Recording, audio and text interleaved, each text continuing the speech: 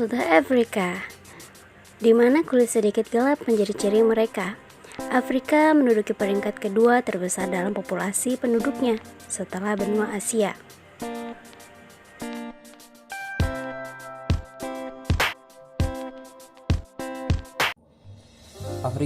Afrika merupakan wilayah yang terkenal dengan masyarakatnya bersuku-suku dan keras, namun Islam dapat diterima dengan baik di sana. Islamisasi di Afrika Sub-Sahara merupakan fenomena yang menarik apabila dibandingkan dengan penyebaran Islam di luar Afrika yang syarat dengan nuansa politiknya. Islamisasi di Afrika sudah dimulai sejak masa Nabi Muhammad SAW ketika hijrah ke Habasyah.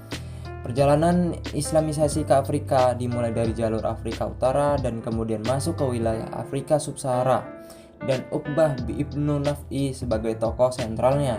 Islamisasi ke Afrika Sub-Sahara menggunakan 3 jalur. Yang pertama, ekspansi militer, yang kedua adalah jalur dakwah, dan yang terakhir adalah jalur perdagangan. Ada kemiripan Islamisasi Sub-Sahara dengan Islamisasi di Nusantara. Yang pertama, sama-sama lewat jalur dakwah, dan kedua adalah perdagangan.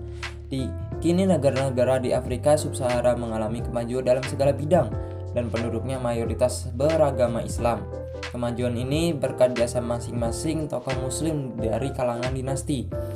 Di antaranya dinasti Idrisiyah, dinasti Rustamiyah, dan dinasti Aghlabiyah, dinasti Murabitun, dinasti Al-Muwahhidun, dan dinasti Fatimiyah.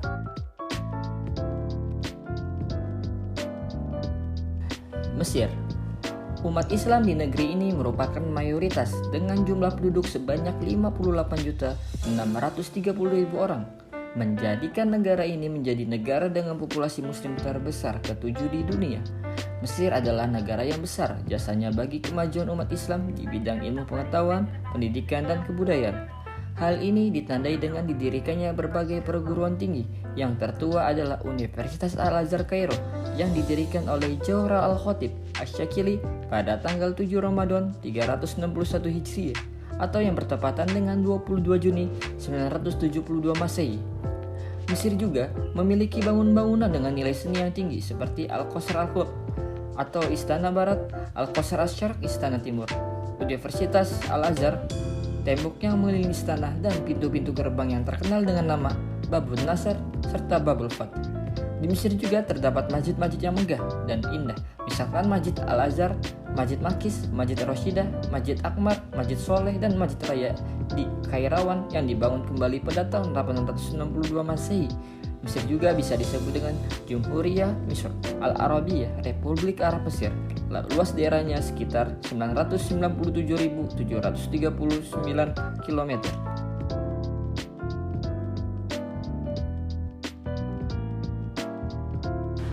Aljazair. Islam adalah agama mayoritas di Aljazair. Sebagian besar warganya adalah Muslim Sunni bermazhab Maliki. Populasi Muslim di negara yang berada di kawasan Afrika Utara ini mencapai 99% dari total penduduk. Sementara 1%-nya adalah kombinasi dari minoritas agama lain, diantaranya Kristen dan Yahudi. Menurut laporan Departemen Luar Negeri Amerika Serikat, jumlah penduduk Kristen sekitar 100.000 jiwa, sedangkan Yahudi sebanyak 2.000 jiwa. Kelompok suku terbesar di Aljazair yaitu Arab Maghrib yang berjumlah 69,9%. Selanjutnya terdapat suku Berber 22,8%, Bodaun 6%, dan Arab lainnya 1%. Masuknya Islam di Aljazair tak lepas dari proses masuknya Islam di Afrika Utara pada abad ke-7. Awal penaklukan Islam di wilayah ini pada masa Khalifah Umar bin Khattab dan dilanjutkan oleh Utsman bin Affan. Kejayaan Islam di Afrika Utara berlangsung pada masa dinasti Umayyah. Pada awal abad ke-8, sebagian besar suku Berber memutuskan memeluk Islam. Namun penyebaran Islam di kalangan Berber tidaklah mudah karena banyak peperangan antara kaum Arab dan Berber. Aljazair dikenal dengan istilah negeri 1000 syahid. Ini dikarenakan ribuan orang tewas saat berusaha mempertahankan agama dan identitas mereka pada masa penjajahan Prancis. Pada tahun 1830 Masehi, Prancis berhasil menduduki Aljazair. Prancis ingin menjadikan Aljazair sebagai titik tolak perluasan wilayahnya di benua Afrika setelah gagal mempertahankan koloni-koloninya di India dan benua Amerika. Aljazair dijajah Prancis selama 132 tahun dan merdeka pada tahun 1962 setelah perang yang menyakitkan. Salah satu tokoh yang terkenal menggaungkan perlawanan terhadap Prancis yaitu Abdul Qadir Al-Jazairi. Pada saat menjajah Aljazair, rezim kolonial Prancis merusak kebudayaan tradisional Muslim Aljazair yang telah ada sejak kedatangan Islam di Afrika Utara. Muslim Aljazair tidak bisa mengadakan pertemuan publik, membawa senjata api, atau meninggalkan rumah atau desa mereka tanpa izin. Agar dapat menjalani aktivitas secara normal, warga Aljazair harus menjadi warga negara Prancis dengan hak penuh dan harus meninggalkan ajaran Islam. Badan amal Islam dianggap sebagai pemilik pemerintah dan disita. Sebagian besar sekolah Al-Quran tradisional dianggap membahayakan dan ditutup Prancis. Mereka mengganti sekolah berbasis Islam menjadi sekolah Prancis dengan sistem pembelajaran bahasa Prancis dan mengajarkan tentang kebudayaan Prancis.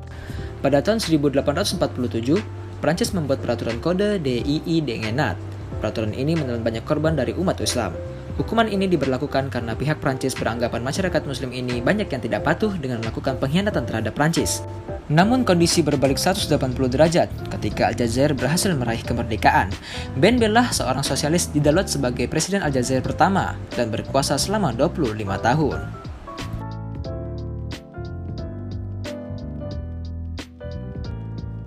Selanjutnya yaitu Tunisia.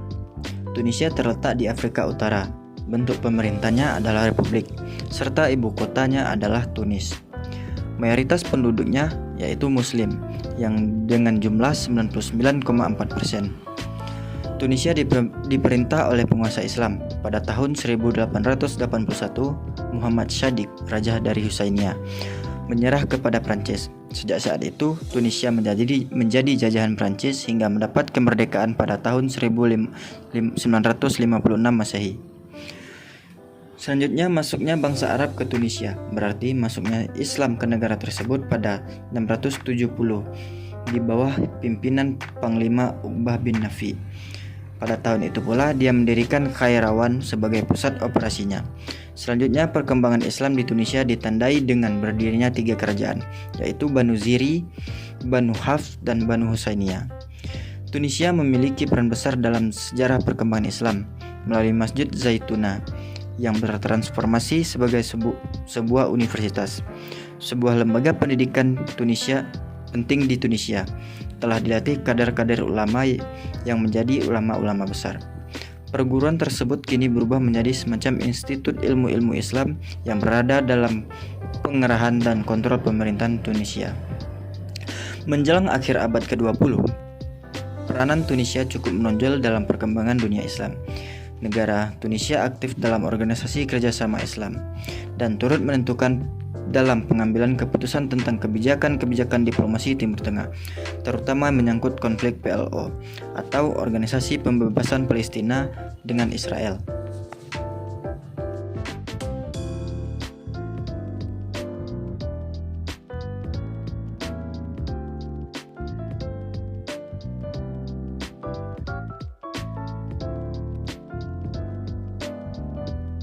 Have a nice day. Thank you for watching.